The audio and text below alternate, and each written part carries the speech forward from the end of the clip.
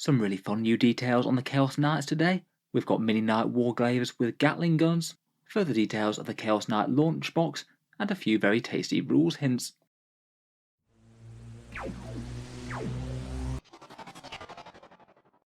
Hello and welcome back to Warspets Tactics, where today Games Workshop have shown off some very nice new details from these new Chaos Knight kits. A whole bunch of really quite interesting stuff coming out, though I'd say maybe the biggest news is that the War Dog kit has a whole ton of different options. You can build it both as a mixed role or ranged variant, as well as the mini close combat monster that they previewed in the big reveal session. We'll talk about the Chaos Knights launch box first, then go through the various different builds and hinted rules for the War Dogs, and finish up with talking a bit about the Knight Abominant and a few other little teasers that we've got for him. So first up, as we know, after Tyranids, the Chaos Knights and Imperial Knights are coming next. It does appear that there's no new models for the Imperial Brethren, but the Chaos Knights are getting this really quite nice new army set, one that's basically getting an expanded sprue for their Desecrator Rampager Knight, called the Knight Abominant, these new multi-part War Dogs, and as I guessed when they talked about it in the preview session, they are also including a Chaos Knights limited edition codex within the box, as well as the Chaos Knight data cards. To be honest, that was kind of to be expected. That is the way that they usually do these launch boxes, as we've seen with things like their Orcs set or the Black Templars one, when they have a bunch of new models for a faction. My guess is that if this does follow the launch box pattern, it'll probably be the first way that you can actually get your hands on the Chaos Knights codex, and I would guess it's probably going to precede the codex releases at least by a week or two. A little bit annoying that, as it does mean that some people get their hands on the codex before everyone else can. Hopefully they won't leave too much of a gap between the release of this and the actual codex release. My guess would be that if they're teasing it so heavily now, it's going to be out sometime within the next 3 to 6 weeks. We've got Tyranids coming out this weekend, so I feel like it's not going to be too very long after that, seeing as they're the next codex, and Games Workshop have been putting out those codexes at a fairly steady rate at the moment. While we're on the subject of the big box, I thought I'd just briefly mention the channel giveaway. As most of you are aware, I do post out some big model kits each and every month to people, and with this new box set on the horizon, I thought it could be quite a good subject for one. Quite a nice little self-contained little army, as it looks like you'll easily be getting something like 800 points worth of models out of this, possibly more. Each month I do a giveaway on the channel. There's two equal ways to enter. Either you can support the channel on the Patreon page, which is of course what keeps these videos coming quite so much.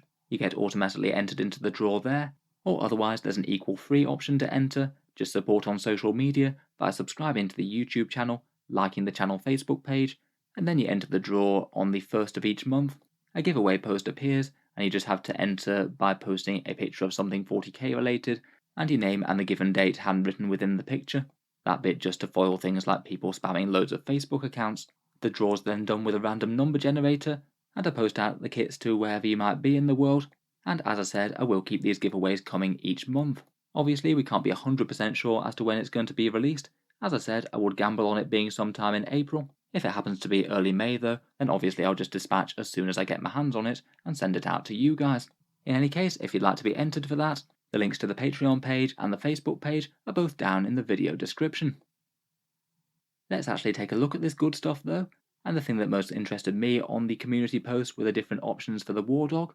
Of course, we've already seen the War Dog Carnivore, which is a dedicated melee monster. It basically appears to be the equivalent of a Knight Rampager or Gallant for the Armiger class, a melee brute armed with Slaughter Claw and Chain Talon, and that little missile launcher thing on the top is confirmed to be a Havoc launcher. I'm going to guess that that means it might just have the same stats as the ones for Chaos Space Marines. I'm going to guess that this one's going to hit even more brutally in combat than something like the Warglaive pattern War Dog. I feel like similar to the Rampager or the Knight Gallant, it's going to get some sort of significant melee buffs, maybe hitting on 2s or extra attacks or both. I'm not sure I'm the biggest fan of the Skull Helm, but it does appear that there's plenty of other options within the kit. Next up we have the War Dog Stalker and the unveiling of a mini Knight Gatling cannon. This one appears to be an incredibly flexible Armiger pattern Knight. You get one combat weapon and one ranged weapon.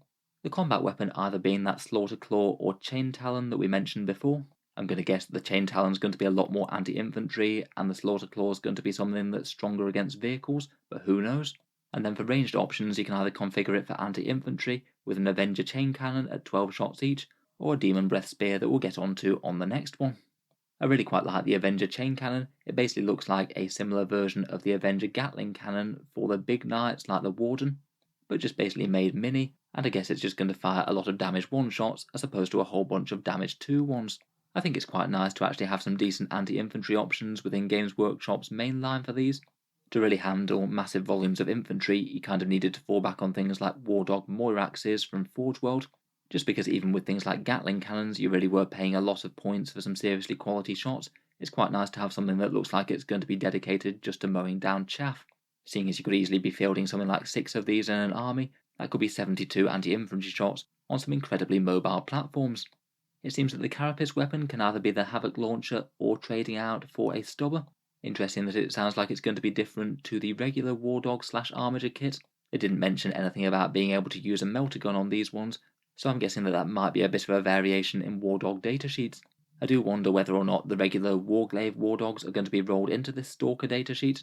If you've got a Chain Talon and the Demon Breath Spear, that looks like it could well be equivalent of the Warglaive pattern. Speaking of which, we have our last Wardog variant, the Wardog Brigand, which appears to be the equivalent of a Knight Crusader, but for the Wardog Armigers. It looks like this one's going to be using both ranged weapons out of the kit, the Demon Breath Spear and the Avenger Chain Cannon. As best I can tell, that Demon Breath Spear just looks exactly the same as the Thermal Spear from the Armiger Warglaives, unless anyone can see any difference. So I'm going to guess that that might just be a rebranding of the gun to make it sound a bit more chaosy. It seems they might be doing the same thing with the heavy stubbers as well. They're calling them Diabolus heavy stubbers.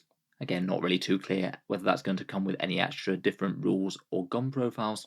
Quite nice to have another plastic ranged Armiger class knight though on the table. I bet the loyalists will be wishing that they could get their hands on something like this. An anti-tank infantry mixed role one. It could compete interestingly with the Helverins or the Moirax.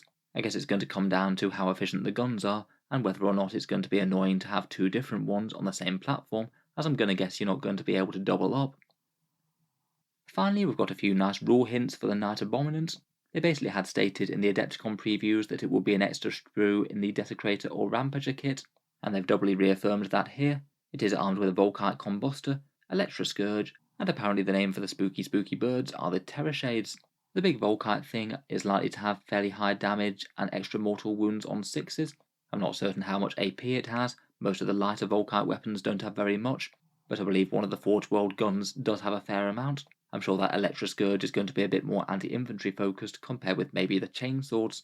Kind of interesting whether those Terror Shades are actually going to have any rules. It does appear that this one that they've previewed here is assembled without them. So it might be that if you have a nesting flock of burbs on your carapace, they might be able to make some sort of attack or scare the enemy a bit. I don't think anyone will be annoyed at you if you did just have them on for rule of cool though. Finally, as I mentioned previously, it is a Psyker, and they have confirmed that it does have its own psychic discipline, not just Smite as you could get in the previous Chaos Knights Codex. The discipline's called Warp Storm. I'm sure there might be a fair few things for debuffing enemies, but I think what could be seriously interesting is if there's any spells to actually buff your Chaos Knights, as in general the Knight Codexes tend to have very little army synergy indeed. They generally tend to be set pieces that don't affect each other too much. So if it opens up the possibility for a knight buffing other knights, then you might be able to get some seriously tasty combos. They did also mention that Khorne ones will have the option to trade out their psychic for something else. I'm almost certain that that's going to be some kind of melee buff. I seem to remember Demon Princes, if they don't take psychic, can often get some extra attacks or something, and that does seem kind of appropriate if you do still want to field an Abominant, but you happen to worship the Blood God and all his scorn of sorcery. So anyway, some really quite cool details for the kits there. Let me know what you think down in the comments below. Would you be tempted by the War Dogs if they come at the right price? And are any of the loyalists out there wishing that there might be a non-spiky version to get those similar weapons in the Imperial lists? It does appear that in terms of options, loyalists might just now be Chaos Knights -1, which is a very unusual thing indeed, what with Games Workshop's love for the Imperium. If you've enjoyed the video, feel free to subscribe to Auspex Tactics, where I'll certainly keep the regular 40k updates coming. I do tend to post new videos just about every day. Finally, if you have been enjoying all the videos on the channel, I would just like to mention that Auspex Tactics Patreon page once more. It is what allows me to keep on doing this as my main thing, and I do try and give you guys as many rewards as possible if you do help support me. As mentioned, there's a chance to enter in these prize giveaways each month, but also a few other things such as seeing certain videos early, regular votes to see what sort of things come next on the channel, and a few other things like special Discord names and things like that. In any case, if you'd like to check it out, the links to that and the Facebook page are down in the video description. In any case, an absolutely massive thank you for listening, and I'll hope to see you guys next time.